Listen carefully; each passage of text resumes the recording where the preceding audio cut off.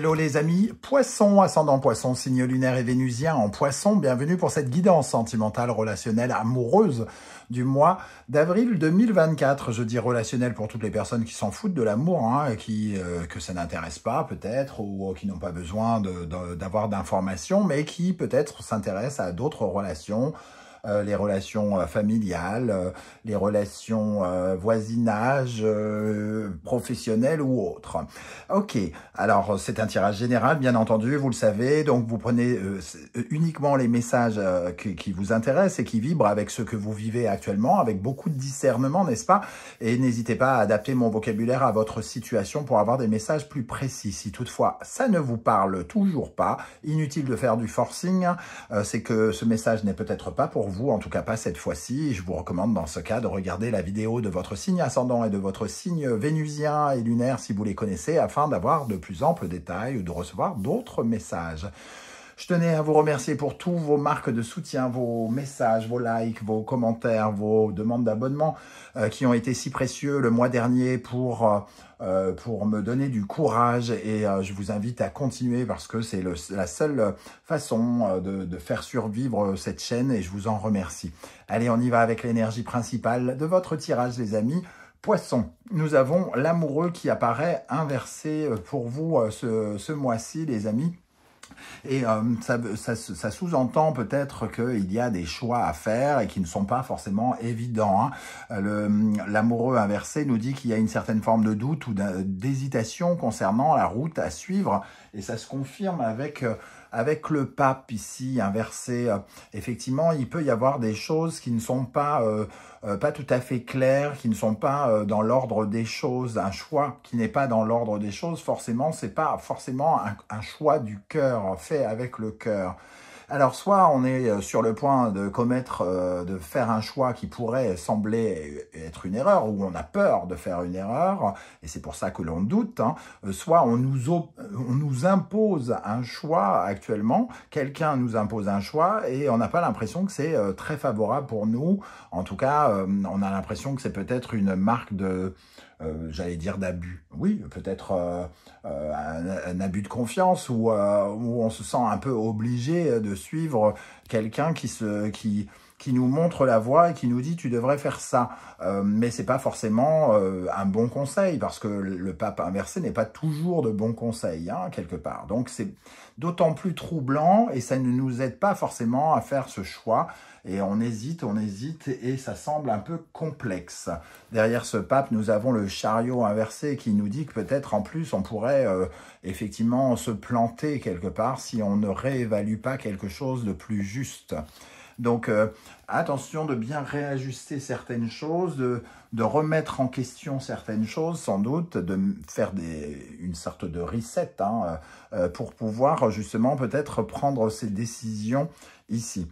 L'amoureux inversé peut signifier aussi une certaine forme de dispute par rapport à quelque chose, hein, quelque chose sur lequel on n'est pas d'accord avec quelqu'un. Ok, on va essayer d'en savoir un peu plus, notamment avec l'oracle du soleil levant. Je vous rappelle que si vous désirez des renseignements pour les tirages personnalisés, vous trouverez mon adresse dans la barre d'infos. Vous trouverez également les références des tarots et oracles que j'utilise, notamment le mien, celui que j'ai créé et qui est disponible à la vente. Je fais de la promo parce que personne ne va la faire à ma place, hein, n'est-ce pas? Et pour terminer, vous découvrirez les liens qui vous mèneront vers les guidances que j'ai effectuées pour le signe du Poisson récemment. Quelle est la bonne surprise qui vous attend en avril? La guidance générale qui vous permet de voir les énergies qui circulent autour de vous actuellement, et les messages que vos guides cherchent à vous transmettre. Allez, on y va. Qu'est-ce qui accompagne cet amoureux inversé pour les Poissons ici? Alors, quelle énergie pour la vie sentimentale, relationnelle, amoureuse des Poissons? Qu'est-ce qui va se passer en avril? Alors, on a ici le jardin zen. Le jardin zen qui nous parle de lâcher prise d'une part, et de reconsidérer peut-être certaines choses par rapport à notre pouvoir à convaincre, à vaincre dans une épreuve. Le lutteur, il correspond à la victoire. Ici, avec ce jardin zen, on nous parle bel et bien de regarder la situation différemment. Ça nous aidera peut-être justement à prendre cette décision, à faire ce choix, à savoir comment nous allons nous orienter. Ça sous-entend quand même l'amoureux inversé que peut-être on ne se sent pas tout à fait bien accompagné actuellement pour prendre des décisions aussi.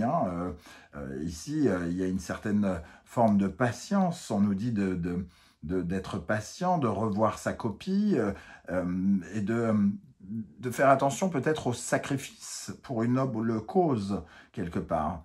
Parce que on nous pousse peut-être à nous contenter de ce qu'on a, par exemple, ici, et ça ne nous convient peut-être pas tout à fait, comme on le disait ici, ça ne respecte pas notre ligne de conduite, nos valeurs ou quelque chose comme ça.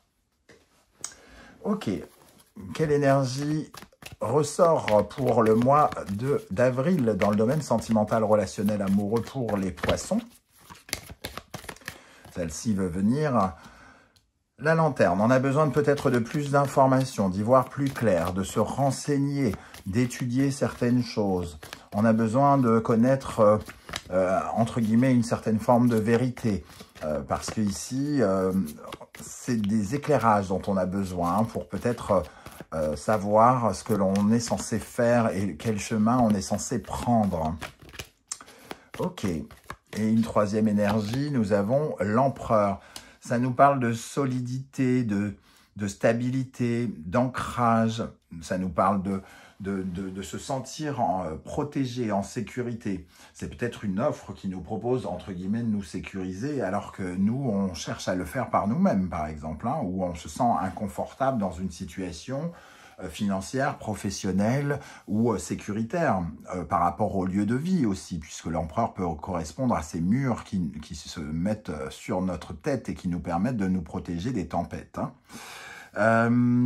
Ici, avec l'empereur, je pense que ça nous parle un peu du relationnel aussi, qui est en lien avec notre vie professionnelle.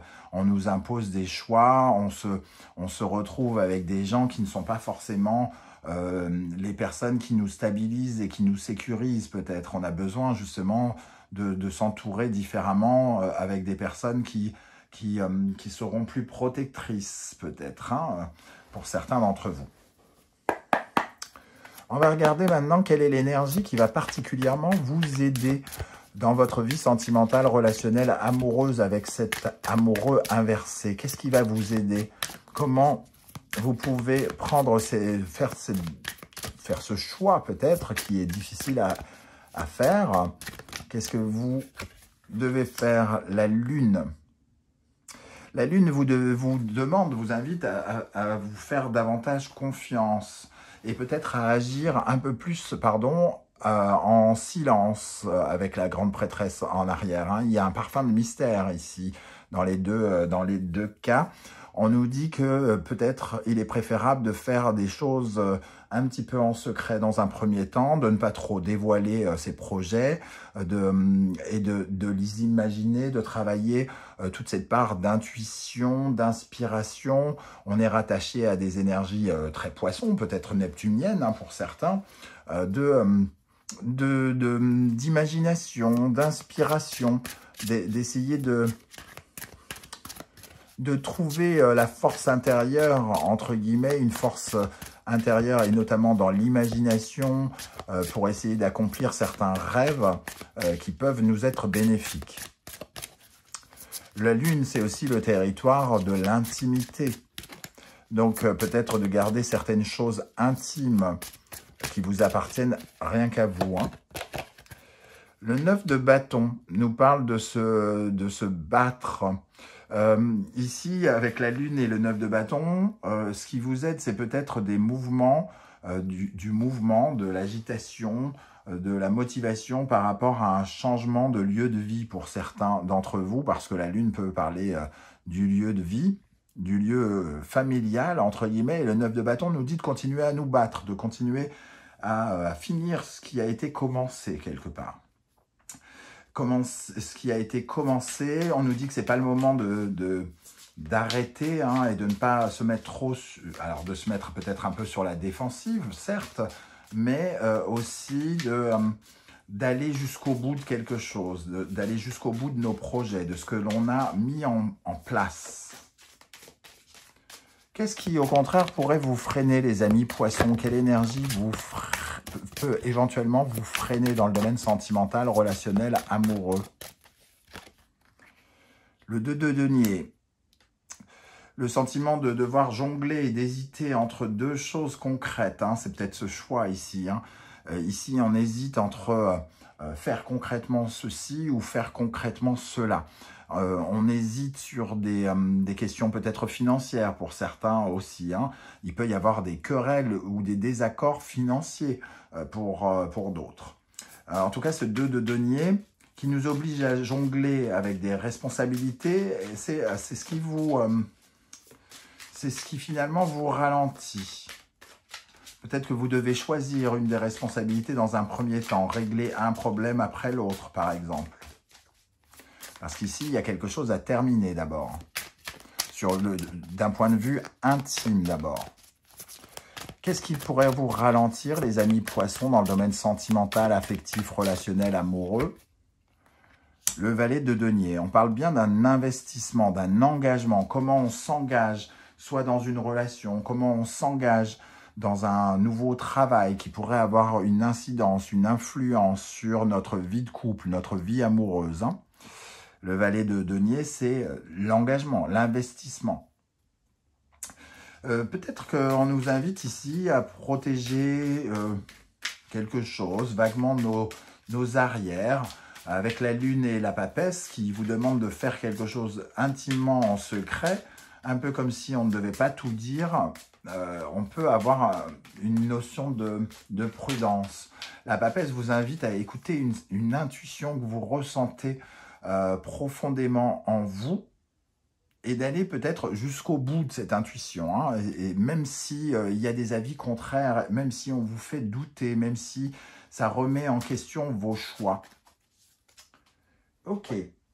Alors, on va regarder maintenant le conseil que vos guides cherchent à vous transmettre au travers de ce tirage. Quels conseils les guides ont-ils pour vous dans le domaine sentimental, relationnel, amoureux, les amis poissons, ascendant poissons, signe lunaire et vénusien en poissons?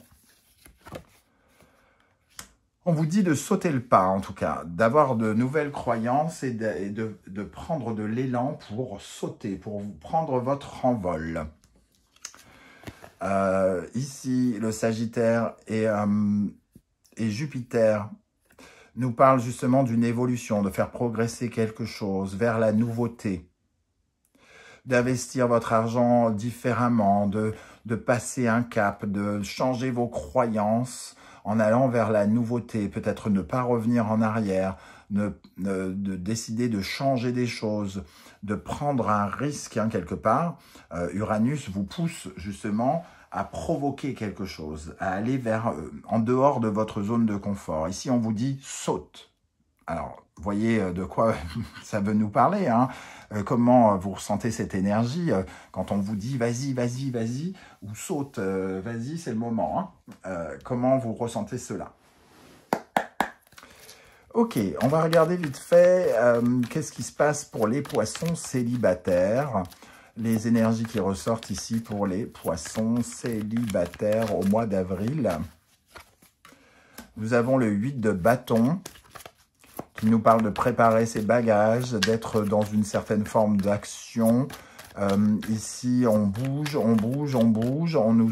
Les circonstances nous obligent à bouger, peut-être à déménager pour certains. Et donc, finalement, on est dans un nouveau voyage, une nouvelle aventure. Une nouvelle aventure où on va peut-être quitter des gens. On va devoir laisser derrière nous quelque chose, laisser derrière nous des personnes. Ça laisse un petit parfum de regret, un petit parfum de remords, parfois même un certain sentiment de culpabilité, de devoir abandonner peut-être des gens, de laisser derrière nous. Ça nous parle de manque aussi, hein, de manque affectif. C'est un mouvement qui provoque du manque affectif, sans doute, pour certains d'entre vous. La reine de denier, en tout cas, c'est quelque chose pour votre épanouissement, pour votre indépendance qui est utile. C'est un besoin d'ancrage nouveau et d'être plus indépendant, d'être plus en sécurité aussi avec la reine de denier. Alors maintenant, quelles sont les énergies qui accompagnent les poissons qui sont en couple avec cette énergie d'amoureux inversé? Pour les poissons en couple. Le 5 de denier et la force. Pour moi, ça nous parle de problématiques peut-être financières pour certains d'entre vous, de conseils, de choix que l'on nous impose pour financer un loyer, pour payer sa part, pour payer quelque chose par exemple, hein, de trouver beaucoup plus de confiance en soi et de trouver les ressources nécessaires pour pallier à un manque. Le 5 de denier nous parle d'un manque de confiance, un manque de vitalité, un manque d'argent. Quelque chose où on essaye de se réveiller. Un peu comme si les énergies nous poussent à « allez, va chercher un boulot, allez, va chercher de l'argent, allez ». Et c'est peut-être là où on se sent un peu obligé. On se sent obligé de faire des choix qui ne correspondent pas forcément là tout de suite à ce que l'on ressent, à ce que l'on veut. Et on nous dit attention quand même de ne pas aller en dehors de vos valeurs, de quelque chose qui ne vous correspond pas, qui n'est pas votre route, de ne pas suivre de mauvais conseils, par exemple. Il y a peut-être des issues qui arrivent, mais il vous faut d'abord connaître votre ancrage, savoir exactement comment vous voulez vous ancrer ici, qu'est-ce que vous voulez faire, comment vous voulez gagner votre argent, si on parle d'argent, etc., etc. Voilà les amis poissons, comment je ressens ce tirage. Je ne sais pas du tout comment vous allez vous l'entendre. N'hésitez pas à commenter juste en dessous de la vidéo pour me dire un peu comment vous ressentez tout cela. Et n'oubliez pas que vos témoignages sont toujours inspirants pour les autres poissons. Pour ceux qui ne souhaitent pas étaler leur vie sur YouTube, vous le savez, vous laissez un like, un émoticône de votre choix ou un simple coucou ou les trois. Et on prouvera que l'être humain n'est pas prêt de disparaître face à l'intelligence artificielle, ce qui serait plutôt sympathique. Merci en tout cas pour tous vos encouragements le mois dernier concernant les guidances professionnelles. Je vous confirme que je vais continuer et que vous retrouverez cette guidance après les guidances sentimentales. N'oubliez pas de liker, de partager, de vous abonner et de commenter pour faire vivre cette chaîne avec moi. Je vous en remercie. On se retrouve très très vite. En attendant, prenez bien soin de vous les amis poissons. Merci d'être là et à très très bientôt. Ciao, ciao.